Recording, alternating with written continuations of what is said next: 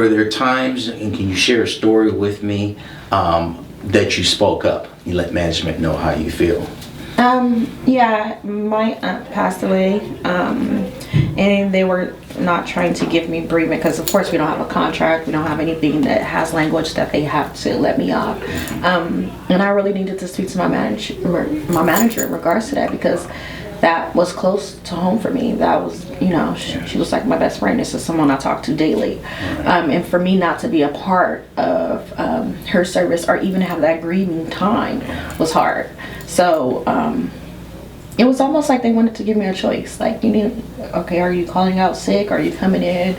We can give you the day for the service, but it's like, no. Wow. So. And for me, after I'd been working there for a while, I was actually able to get my sister a job there as well. And so I remember there was a time where she did speak up. She's a little bit more vocal than I am, back then. And so she spoke up about a lot of the workload that she was taking on, and it just became too much. And she tried to get one of the other employees to help her out, and they weren't willing to. So then it got into a heated argument.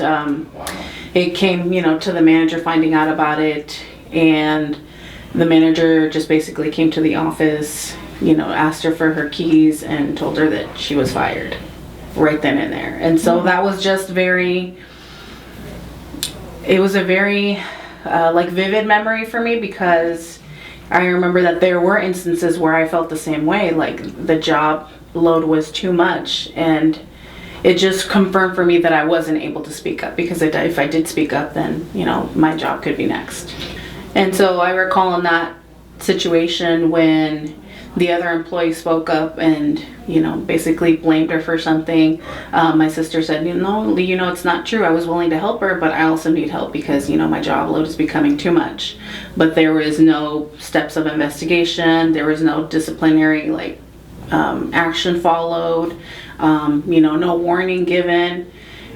Basically the manager just ended up coming in and asking her for her keys and telling her that she was fired.